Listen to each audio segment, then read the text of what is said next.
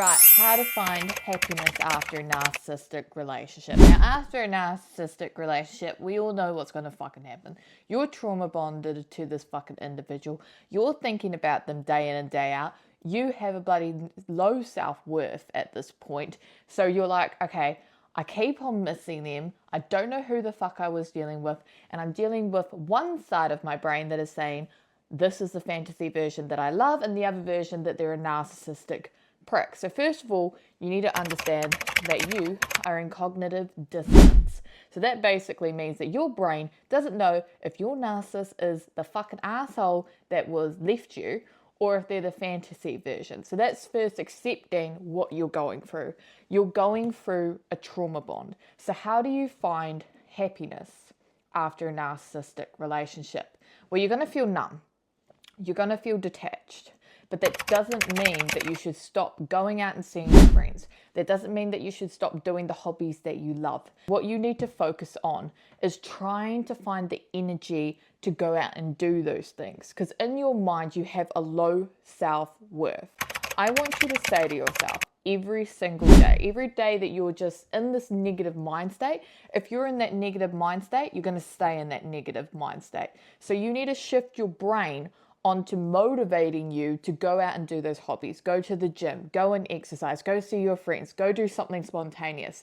The only way to do that is within. So working on what you're saying to yourself. I want you to imagine that you are a fucking 4-year-old, okay? And I want you to imagine a 4-year-old saying, I hate me, I suck, I don't love me, no one's ever going to love me, this is going to be my life for the whole rest of the time. What would you say to that 4-year-old? Would you say to them, yeah, your life is going to be like that? Or would you turn around and say, no, it will get better, you are not ugly, you are beautiful? What would you say to that 4-year-old? And start to say that to yourself every day. That in order for you to create the life that you want, you have to start off with what your thoughts are saying to yourself. If you're thinking negatively, you're going to take negative actions. When you start to think positive and have a positive outlook on your life, you will start taking actions to start creating a better future for yourself. So it all starts within. What you say to yourself is how your external world is going to work. So what you say to yourself and your internal world reflects your external. So I want you to start to focus on your internal world, what you're saying to yourself, your inner dialogue, and work on that every day. So every time you have a negative thought, I want you to shift it to a positive. At the same time, you're going to be going through the positive memories. I want you to call out a truth. Write down a pros and cons list of everything they've done to you, the pros in that relationship and the cons. I want you to remind yourself of the cons every time a positive memory will start to come up, because finding happiness after a narcissistic relationship doesn't happen overnight. It doesn't happen in 6 months. It takes over a year. This is because your brain is trying to process all of the things that they did to you.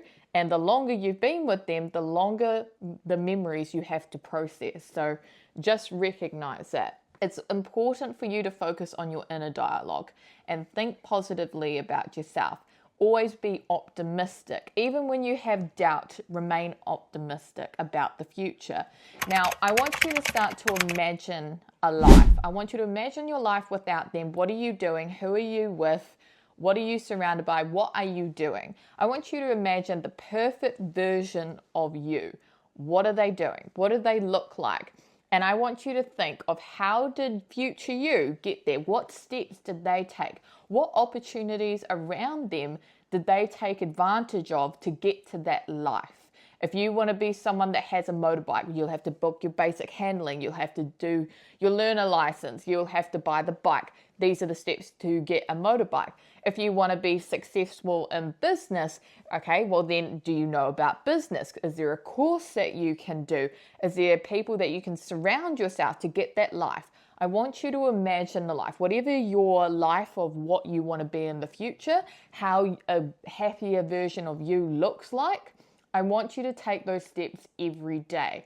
And I want you to say to yourself, I did not deserve that. I did not deserve to be treated like that. I deserve better than the fucking bare minimum that they could never provide. When you start to say that to yourself every day, you will start to think to yourself, okay, my narcissistic ex was not emotionally available. They were not kind. They were not caring. They never had time for me. They cheated on me. And they just weren't genuine as fuck, and they had lack of empathy. So you already know the traits of what you don't want in a partner. So reflect back about your narcissist and think of all the things that they did. What was missing that you needed? What do you need in a partner? I want you to write down and list the things that you want in a partner and know that you deserve that. And in order to do that, you need to write it down every day and remind yourself of what you deserve. Because when you realize what you deserve, you'll start to feel more empowered and you'll think that you deserve better. You won't put up with so much bullshit.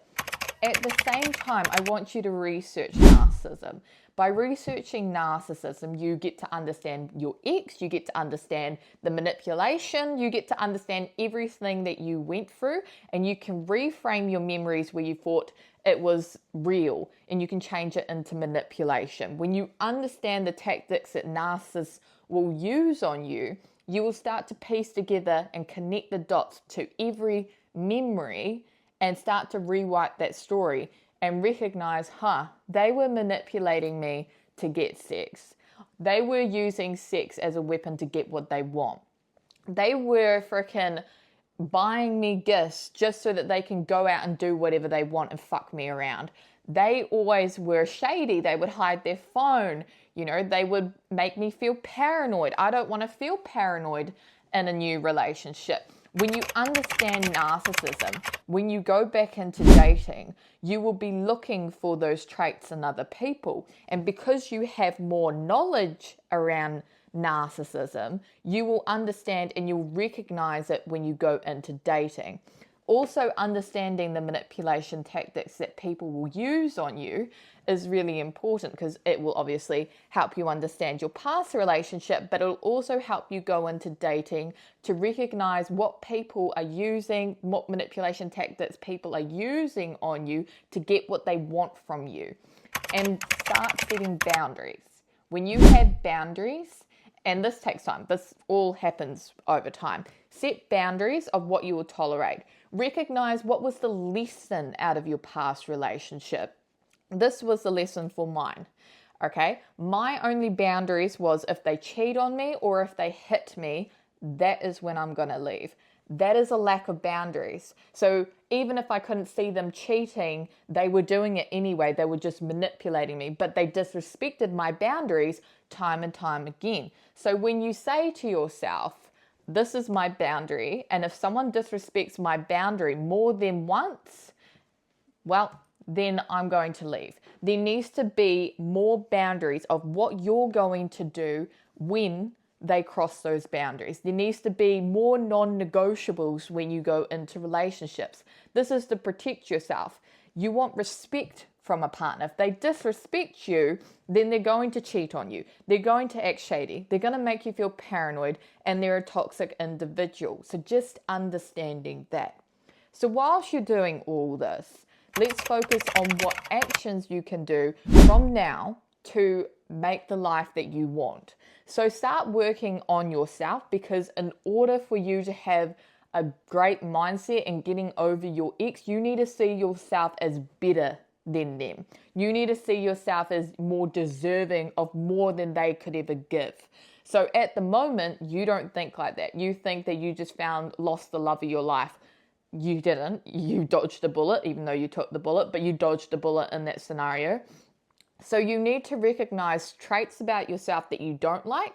What were your toxic tendencies? What do you want to change about yourself? Write it down, and then I want you to focus on self-development. Watch YouTube videos about how to build confidence. Watch YouTube videos on how to have healthy relationships, what toxic tendencies you need to remove from your life, how to feel more secure in yourself, how to be good by yourself. Recognize what you struggle in, whether it's being alone, and start to find out ways to cope with that. Recognize how you can cope with anxiety, have some tactics, things about yourself that you don't like. Research, read books every day to understand on what you need to improve and work on that every day. Because I'll tell you, it's not going to happen overnight. If you do something once, you're going to probably be like, oh, it didn't work. See, I can never be confident. Confidence takes practice. Motivation takes practice. By taking action, that's how you build confidence. That's how you build motivation. If you think that you're going to frickin' be able to drive a car on the first go, we all remember when we were frickin' trying to get our license. We all tried to fucking get our license on the first go, but we fucking sucked at driving. We didn't know what the fuck we were doing. We were just thrown in the deep end and we thought we were going to hit everyone.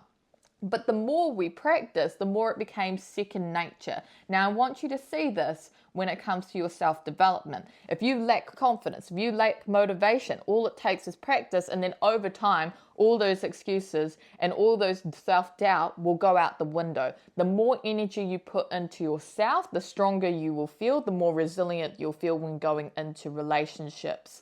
And always recognize what your issues are. So if you have trust issues, this is something that is stemmed from a fear. So I want you to identify the fear that you have when going into dating. Is it that you're scared that you're going to meet another narcissist? Is it that you're scared that you're going to have someone that will cheat on you? Are you scared that someone's going to hurt you again? What I want you to understand is that when you go into relationships, you need to accept that these things can happen. When you can meet another narcissist, but that can be avoided if you recognize the narcissistic tendencies and recognize that narcissists like to rush a relationship. And they also love bomb you at the start, give you grandiose gifts. And if you end up rejecting them, they will throw a tantrum and be toxic and make you the problem and blame you for obviously rejecting them and make you feel bad about rejecting them. Also, anyone that says, oh, nice guys always finish last, anyone that lacks confidence and shows their insecurity by saying that is someone that you want to avoid. You want someone that shows confidence, and usually the person that you are attracted to will be the next narcissist. So be aware of that. You'll be searching for that strong connection coming out of a trauma bond, but that's just the trauma bond you're searching for. That's the next narcissist. That's the love bombing that you're used to. So you need to reframe your mindset around love and be open-minded to getting to know someone that isn't love bombing you, and just get to know them, because love happens over time. A healthy relationship starts off slow and love is built over time. It's not fast-paced like a fucking narcissist relationship. So once you recognize that, you'll be able to know going forward who to avoid and who to look forward to, or who to look out for. Now, there's heaps of things that I can go in when it comes to dating, but rebuilding yourself is focusing on yourself. Exercising, prioritizing your health, start reading books, start creating morning routine, because in the morning is the crucial part, because that sets you up for the rest of the day. So exercise in the morning, make your bed, clean space, clear mind. I want you to read books, self-development books, educate, invest in yourself. Go out and get your hair done. Start to invest in making yourself look good on the outside and the inside, and your life will change. Also be spontaneous and go out and have new experiences, because you will start to feel like you're looking forward to the next thing. So have something to look forward to. Book that trip. Go and plan a holiday with your friends and go somewhere you've never been before. Go and explore your own country. Go on walks, go on hikes. Explore your own country and you'll love it. Okay? Now it's getting to 15 minutes, so I'm going to end it there. Thank you so much for watching. I am Jasmine Bevan and this is my YouTube channel. I really hope this helped you, and I really hope you have a good rest of your day and night. And please like, subscribe, comment if you enjoyed this video. Thank you.